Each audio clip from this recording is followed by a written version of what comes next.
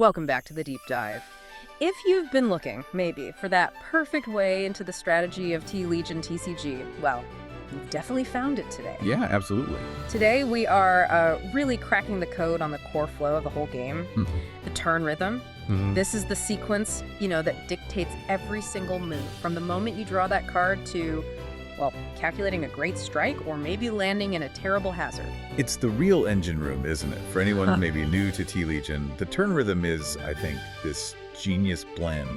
It takes golf's natural tempo, the planning, the stance, the swing, right, and marries it with the kind of rigid, competitive structure you need in a TCG. Which means it feels pretty intuitive, maybe even kid-friendly. Exactly, on the surface, yeah. But that phase-to-phase structure allows for some genuinely deep strategic plays. Real commitment. Okay, so we're not just going to list rules today. We want to unpack the strategy behind each phase. That's the plan. We are walking step by step through the whole shot. Start and draw, the crucial command choice, that volatile strike and resolve phase. The swing itself. Then the relics and reactions, how they shot things, and finally, that essential end phase. Yep.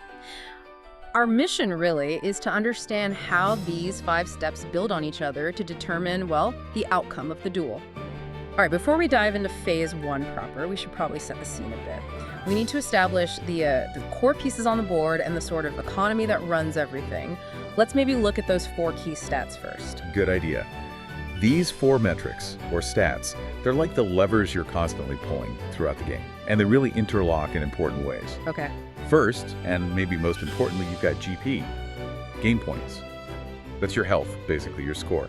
If your GP hits 0, you're out, cut. You're cut. Exactly. You lose the match. Yep. So it's the ultimate resource you have to protect. Makes sense. And then the 3 combat stats, the ones that dictate what your dragons actually do. Right. You've got HD, which is hit damage. Yeah. That's your raw offensive power. Pretty straightforward. Okay. Then there's DG, Dragon Guard. Think of that as toughness, resilience, how well your unit can take a hit. Got it. HD for offense, DG for defense. And the last one, YDS. YDS yards. This one's unique. YDS isn't just a number, it's like the dragon's distance identity, and it dictates the whole geometry of the battlefield. It's really cool. Geometry, I like that. And this geometry, it ties into the 2 main figures on the board. Oh. The knight and the dragons, right? The roles seem very clearly defined. Extremely clear. The knight is, well, you. You're a permanent avatar. They hang back in the teeing ground, safely behind the lines. The command center. Precisely. The knight manages your GP, draws your cards, your plans, and this is critical, issues that single universal knight command each turn, just one. So they're directing traffic, basically, not fighting. Mostly directing. Their job is strategy, not frontline brawling. Yeah. They only strike if the whole land zone, the front line, is completely empty. So a last resort kind of thing. Totally.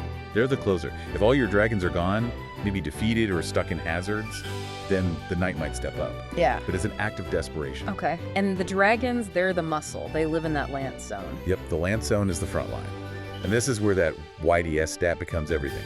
Dragons line up there in specific slots, strictly based on their yardage value. Like golf clubs have distances. Exactly like golf clubs. The land zone has these defined slots. For example, the putter slot needs a dragon with 0 to 50 YDS. The driver slot needs 280 plus YDS. A dragon must have the right YDS to legally be in its lane. Okay, but what happens if its YDS changes? Like with a buff or something? No, that is the crucial point. The slot discipline. If a dragon's YDS changes mid-game, so you play a relic that gives a plus 100 YDS, right, that dragon physically stays in its current slot. It doesn't move lanes. But here's the catch. It cannot strike until its YDS value somehow returns to the legal range for that slot. Whoa, okay. Let's pause on that. That's huge. So if I have my reliable, say, 150 YDS 6-iron dragon in its 6-iron slot, and I buff it to 220 YDS, hoping for a bigger hit, maybe it gets more HD too. Yeah, common play. Suddenly its YDS is in, the 4-iron range, but it's still standing in the 6-iron spot. Precisely. And instantly it's locked out. You can't strike. You've made potentially stronger, yes, but you've messed up its rhythm, its timing. So I gained power, but lost the ability to actually use it this turn. You got it. You might be setting up a monster hit for next turn, maybe after the buff wears off, or you find another way to adjust its YDS back, but you've absolutely traded Immediate offensive tempo for that future potential. That's a really clever built-in check. You can't just stack power mindlessly. It enforces that idea perfectly. You can't just, strap a rocket onto a putter and expect it to work like a driver instantly. There's a cost. Okay, makes sense. Now, before we hit the phases briefly, the penalties, the hazard zone, where things go wrong. Right, the consequence layer. You get the main recoverable ones, bunker that's linked to roll 4, rough roll 5, and water roll 6. Mishits land your dragons here. They're taxing, definitely, but you can get them back. Yeah. Usually. Yeah, because then there's the real boogeyman, OB. Out of bounds, if a card gets sent, OB. It's gone. Gone. Permanently exiled for the rest of the match, irretrievable. This adds real weight, real finality to those high-risk plays. Makes you think twice before going all out. Okay, stage set. Zones defined, stats understood. Let's jump into the turn rhythm itself. Phase 1, the start phase. Seems pretty straightforward, like a warm-up. It is, yeah. It's kind of ritualistic, but necessary for resetting the tempo. 3 quick steps, basically. Okay. Step 1, readying up. Any of your cards that were exhausted, turn sideways. They all get untapped, readied. This is vital, especially for dragons you might have just pulled out of a hazard last turn. They always come back exhausted. So this is when they become active again. Exactly. Step 2, resolve any start of turn effects. You mentioned the Iron Resolve Legion earlier. This is where their signature GP trickle happens. That little bit of auto healing. Nice, consistent boost. Yeah. And finally, step 3, draw 1 card. Standard TCG stuff. Simple, clean, gets you ready. But then things ramp up fast in phase 2, the command step. This sounds like where the big decisions happen. Oh, it's the absolute choke point of the turn. The knight, your commander, issues their one single universal knight command. That's it. Just one. And you have to pick one dragon to give that command to. Yep. Pick one ready dragon and assign it exactly one of 3 possible actions, and that single choice, that commitment, dictates pretty much everything that follows in the turn. Okay, the command menu. Strike, defend, or activate. Strike seems like the obvious one, right? Go for the damage. It's often the default instinct, sure. If you've got a big dragon ready, you want to hit something. So why would you ever choose defend or activate? If you could strike, why hold back? That's where the deeper strategy comes in. Let's say you have 5 dragons ready to go. Your instinct is strike. Yeah. But think about the consequences of choosing strike. It commits you fully to phase 3, the strike and resolve phase. And that means you have to roll that D6 shot-shaped die. Which could be bad. It could be very bad. If the dragon you choose to strike with is, say, a volatile Slice Fang type unit, one that statistically rolls hooks 4 or slices 5 more often, then choosing strike with that dragon basically guarantees you're risking putting it straight into a hazard. You're accepting that immediate resource tax risk. Okay, so choosing defend is like playing it safe, avoiding the risky roll. Exactly. Defend is about stabilizing. Maybe the command lets that dragon gain, say, plus 50 DG, or put a defensive counter on itself. You're preparing for your opponent's turn, shoring up your defenses. You skip the risk of the strike roll entirely. And activate. Activate is for utility. Maybe that dragon has a special once-per-turn ability printed on its card, like activate, draw a card, or activate, move a hazard token from one of your dragons to an opponent's relic. You're using the knight's command not for direct combat, but for tempo, card advantage, or some kind of disruption. So it's this constant calculation. Do I press the attack now, knowing the dice could betray me? Or do I use this turn's command to stabilize, maybe draw cards or set up for later, even though I'm giving up an attack right now? That's precisely the dilemma. It forces you to really consider your risk tolerance before you even think about rolling dice. You commit to your turn's rhythm right at the start. It's a fantastic piece of design. All right, the command is given. Let's say we chose strike. The dragon steps up. Now we're in phase 3, strike and resolve. The moment of truth, you said. And it all hangs on that 1d6 shot-shaped roll. This roll is the heart of the turn's drama. It injects that gulf-like uncertainty and consequence. It determines the shot's curve, applies stat modifiers, and crucially, decides if you hit a hazard. And the design is intuitive. 1 is best, 6 is worst. Exactly. It makes it super easy to grasp immediately. 1 is perfection, 6 is, well, a disaster. And what's really clever is how different factions and dragons are designed to either lean into certain results or mitigate the bad ones. Okay, let's walk through the numbers. Roll a 1. 1 is straight, perfect contact, clean hit, ball flies true, baseline stats apply. No buffs, no penalties, and absolutely 0 hazard risk. Safe and reliable. This is what your consistency-focused dragons are aiming for. Just solid, predictable damage or effect delivery. Nice. What about 2 and 3? Sounds like they're good too. They are. These are the controlled, beneficial shots. 2 is a draw. Think controlled power like catching a nice tailwind. This gives a significant offensive boost, plus 100 HD and a useful plus 50 YDS. Great for your aggressive, damage-focused plays. More power, more distance, makes sense. And 3. 3 is a fade. And this is about control. Well, control, stability, like playing smartly into a bit of a headwind to keep it on the fairway. This grants plus 100 DG boosting defense and also plus 50 YDS. So 2 boosts offense, 3 boosts defense, both add a bit of distance. And importantly, both are safe. No hazards. Correct. Rolls 1, 2, and 3 are your clean hits. Rewarding swings that push damage, increase resilience, or just deliver reliably. No risk of landing in trouble. Okay, but the tension really ramps up with 4, 5, and 6, the miss hits. These send you straight to the hazard zone, right? Immediately. This is where that risk you accepted back in the command step either pays off because you handle it, or it bites you. Hard. Let's take 4. A hook. 4 is a hook. You've overswung it. You get a massive plus 150 YDS bonus. The ball travels a long way, but crucially, you suffer an Ignite 100 DG. Your defense is compromised. Exposed. Totally exposed. And that hook result immediately tags the dragon with the bunker hazard. The dragon card is physically moved to the hazard zone, and the game notes down the universal retrieval cost for getting it out of the bunker later. It's that classic power versus risk shot. Big distance, but you're vulnerable and now stuck in the sand. Okay. Then 5, the slice. Feels like the opposite problem. It kind of is. A 5 is a slice. Weak contact, maybe you caught it thin. You lose distance, negative 100 YDS, and you lose power, end up at 100 HD. Your strike is just weak. Doesn't go far, doesn't hit hard. And the hazard. This maps directly to the rough hazard. Again, the dragon moved to the hazard zone, retrieval cost noted. The rough often carries tricky, mixed consequences for retrieval. Maybe a GP cost and a stat penalty. It's generally less severe than water, perhaps, but often messier to recover from. Which brings us to the dreaded 6, the shank. Ugh, yes. 6 is a shank. Total catastrophe. You lose a huge chunk of distance, negative 150 YDS. The ball goes nowhere near where you intended. This maps directly to the water hazard. And the consequences sound severe. They are. Water hazards often impose brutal penalties for retrieval, maybe skipping your entire next command step, or forcing massive temporary cuts to both HD and DG. Or sometimes, depending on the specific card or effect that triggered the strike, a 6 can even result in the OB seal. Out of bounds, permanent exile. Yeah. If you roll a 6 on a particularly risky technique card, for instance, that dragon might just be gone. Poof. Exiled for the match. No recovery possible.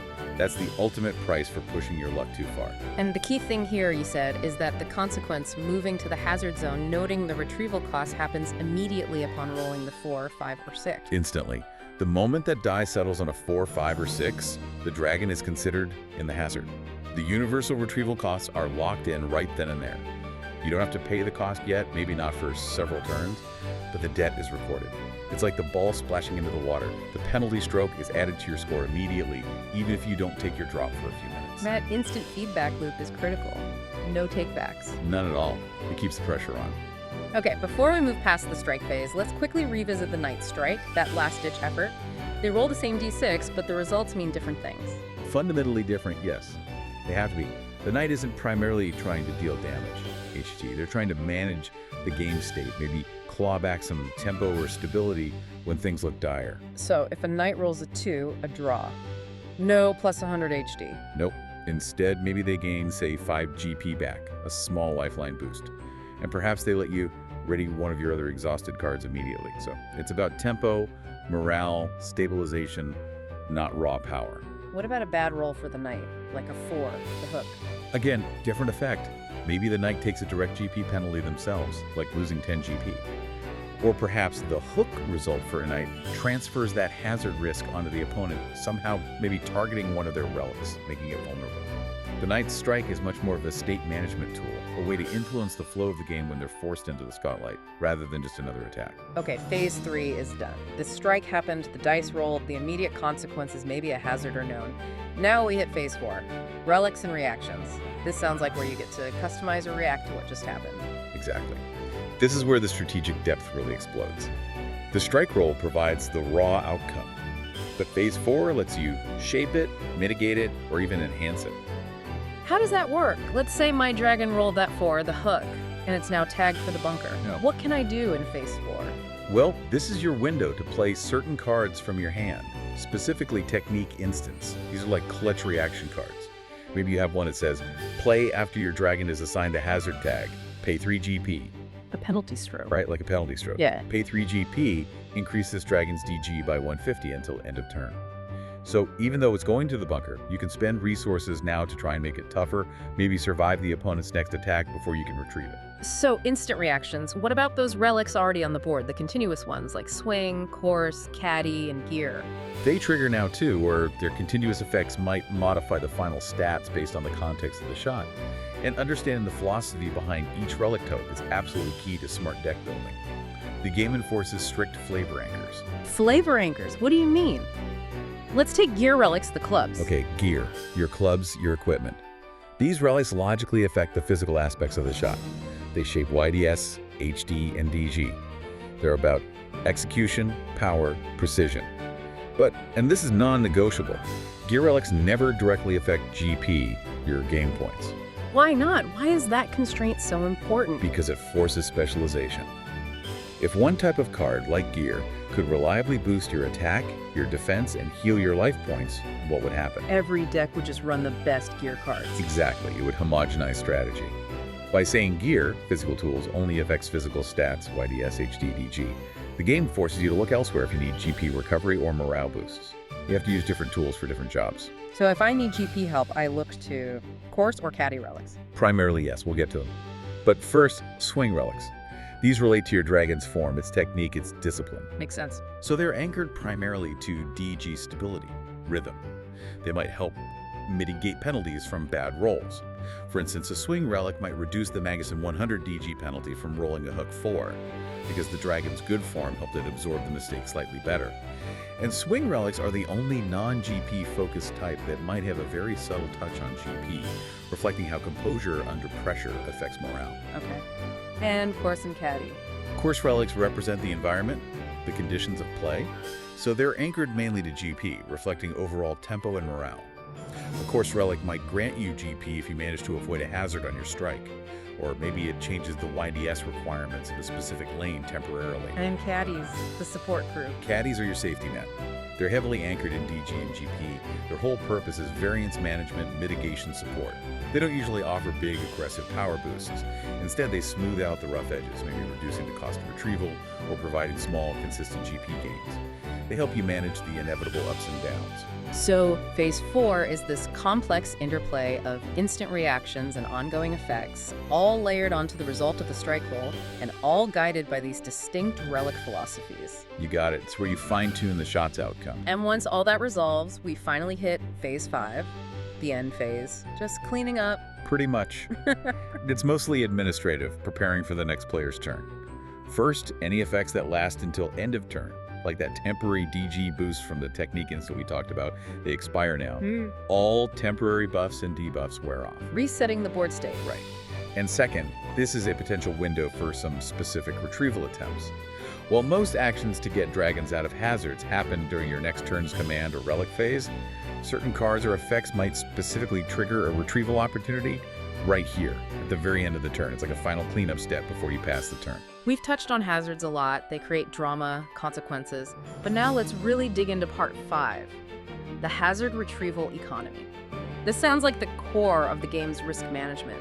It's not just that you can get dragons back, but how much it costs you. This is absolutely central. If getting dragons out of hazards was easy or free, then landing in one wouldn't matter much, would it? The whole risk element of the strike roll would be meaningless. Right, it would just be a temporary timeout. Exactly. So retrieval is possible, which keeps the game dynamic and stops it from being purely about avoiding mistakes. But it is never free. And the costs, the universal retrieval costs associated with each hazard type, scale up dramatically with how bad the mistake was in phase 3. Okay, let's get specific. You mentioned taxes. What does it actually cost to get a dragon out of the rough from rolling a 5? What's the penalty? Okay, the rough. It's messy, chaotic. Retrieving from the rough typically costs you, let's say, 2 GP. That's a direct hit to your lifeline, not insignificant. And often that retrieved dragon suffers a permanent negative 50 reduction to its base HD. Permanently weaker. Ouch. Yeah, it reflects the damage or difficulty of hacking it out of thick grass. So, rough retrieval costs you both health, GP, and future offensive potential, HD. You get the unit back, but it's scarred by the experience. That's a steep price. What about the water hazard from rolling a 6? Sounds even worse. Oh, water is brutal. It usually forces an immediate drastic sacrifice, often impacting your tempo directly or hitting multiple stats hard. A common water retrieval cost might force you to skip your entire next command step. Give your opponent a completely free turn. A huge tempo loss, right? Right. Alternatively, another common water cost might be something like taking a temporary but severe cut of a -100 to both HD and DG on the retrieved dragon for the next turn or two. Player might get to choose which crippling tax they pay, but either way, the cost is immediate and severe. Wow. Okay. And then there's the absolute ceiling. OB is absolute. Always worth repeating. Out of bounds. Nothing comes back. 0. Zip. Nada. If an effect sends a card OB, it's out of the game entirely for that match. That's the ultimate consequence for maybe playing those super high-risk cards that have an OB seal-on shank clause. You accept that possibility. And even if you do successfully pay the GP or stat cost to retrieve from rough or water, there's still another penalty, isn't there? The tempo penalty. Yes, this is critical.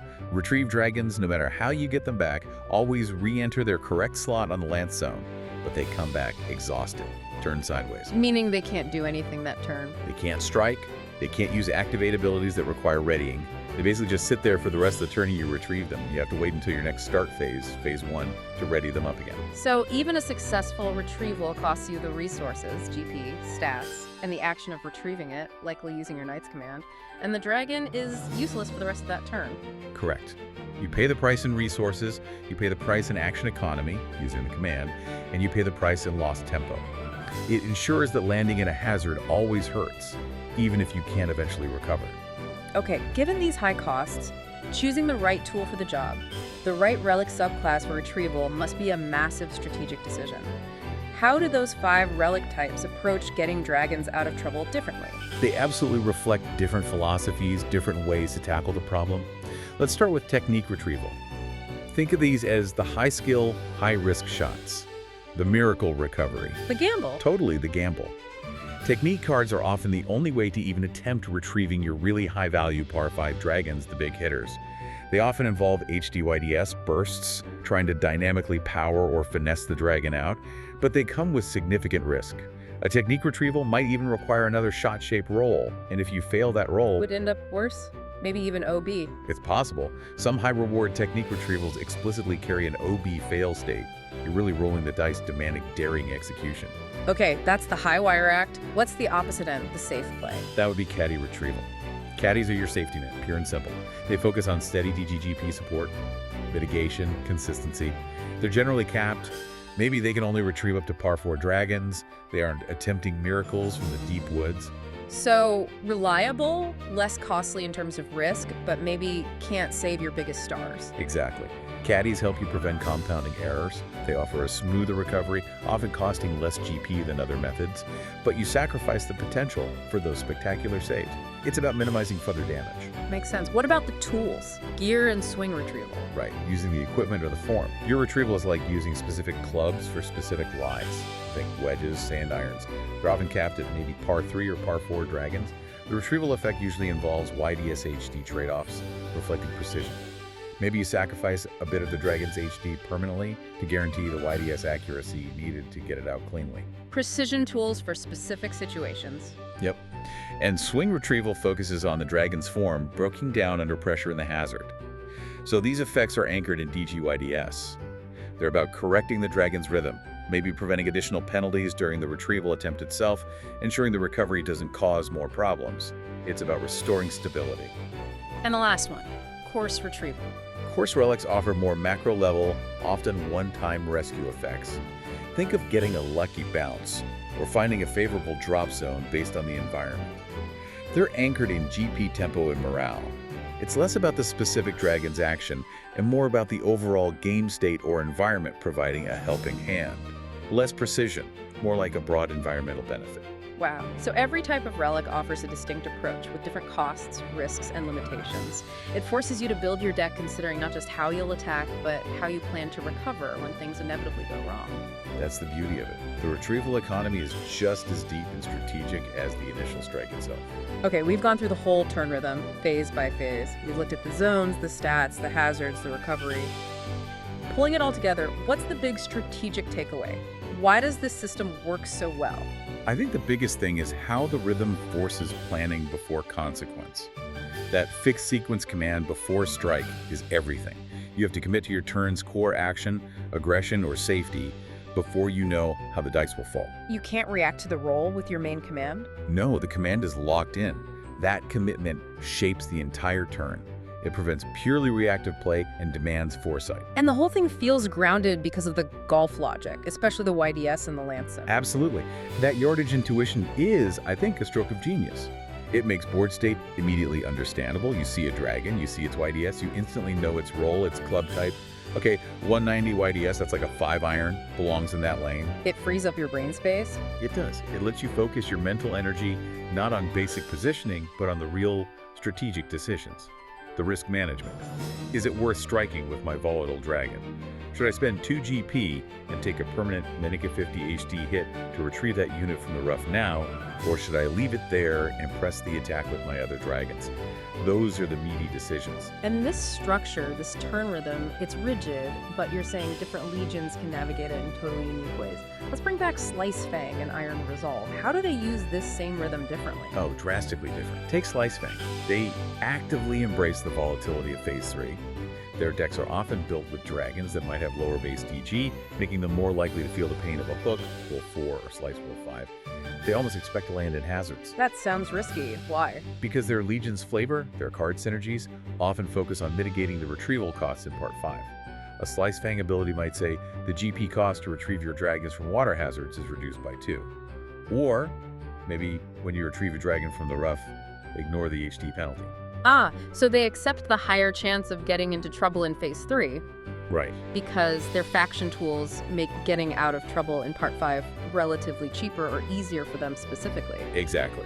They might even want to roll that hook for the huge plus 150 YDS, knowing they have a cheap way out of the bunker. They might not fear the shank, roll 6, as much. If their faction makes water retrieval less crippling, they play a high-tempo, aggressive game, almost treating the hazard zone like a temporary pit stop they're built to handle efficiently. Fascinating. Okay, contrast that with Iron Resolve. How do they use the rhythm? Iron Resolve is the complete opposite. They are masters of control and resilience.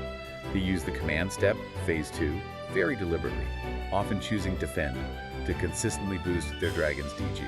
They hate volatility. They want those clean rolls. 1, 2, 3. Preferably. And they prepare for the inevitable mishits differently. They might have synergies with the bunker, yes, but not necessarily by making retrieval cheap. Instead, they might run caddy or swing relics that completely negate the negative 100 DG penalty from a hook roll. Their discipline and form hold up under pressure. So they stabilize before the hit and mitigate the consequences of the hit rather than just making the cleanup cheaper. Precisely. They use the turn rhythm to build a fortress.